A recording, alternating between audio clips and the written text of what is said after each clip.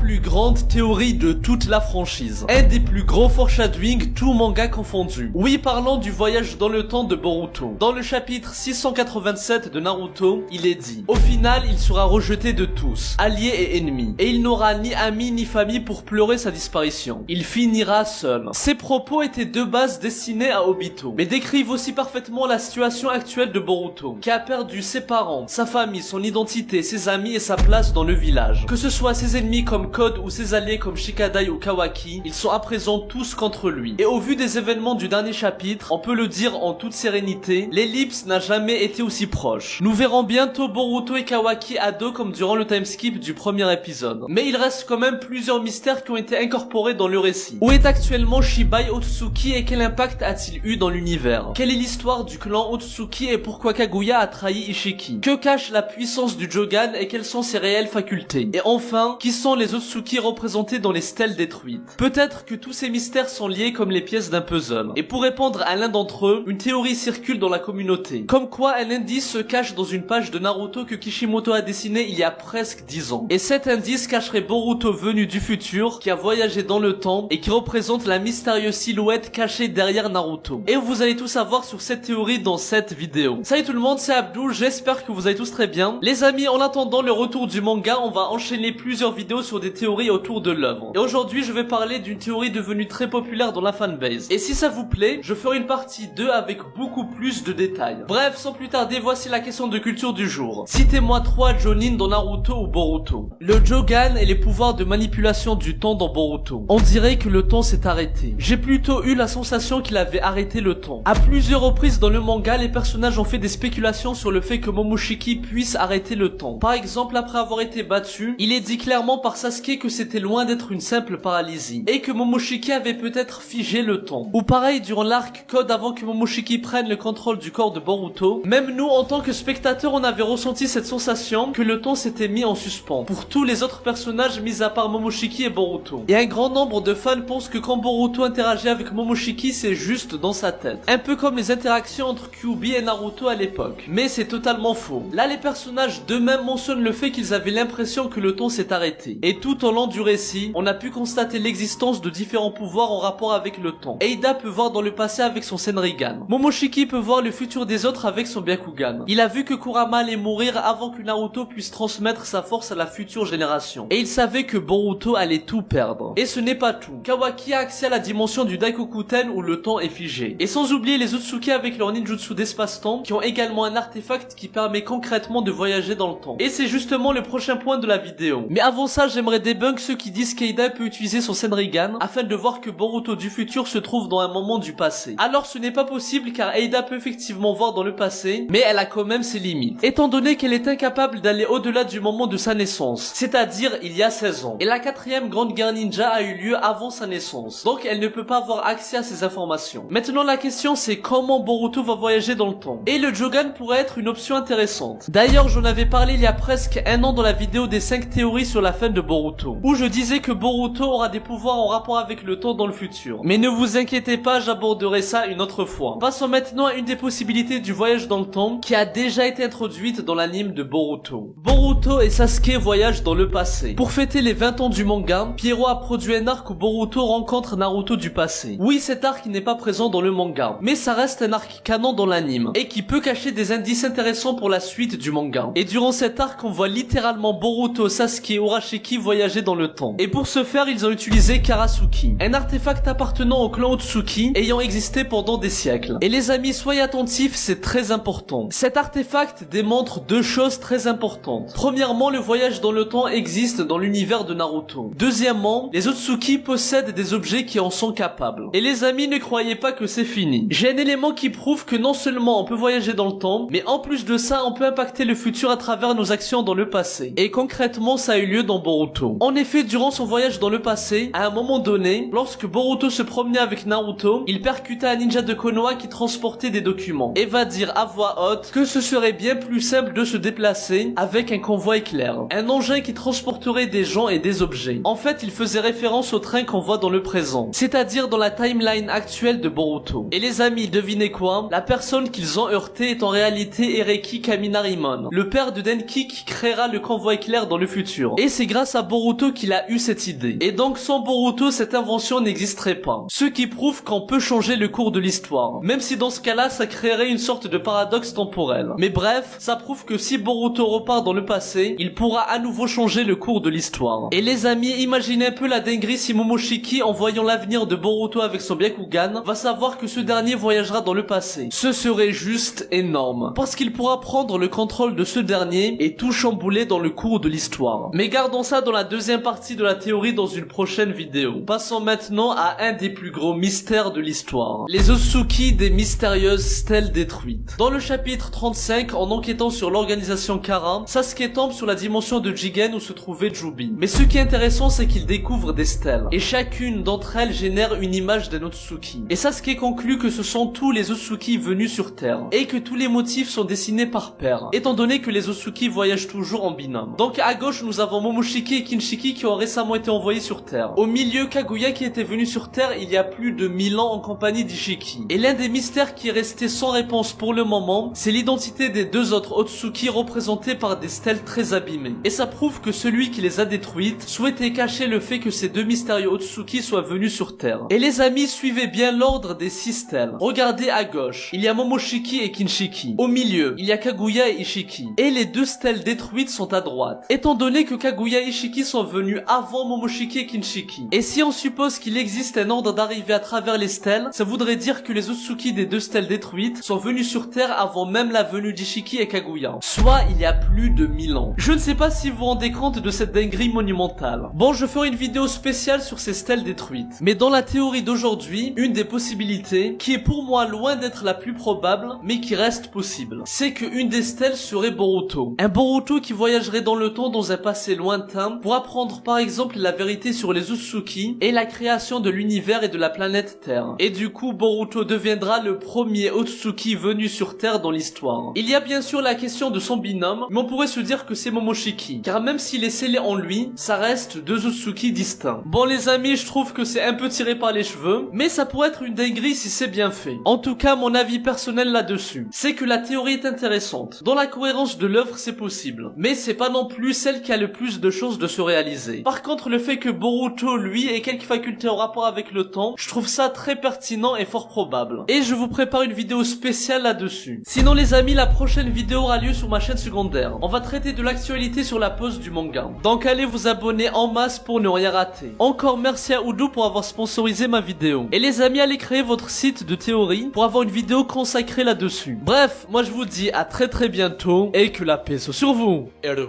Psy, Konkuro.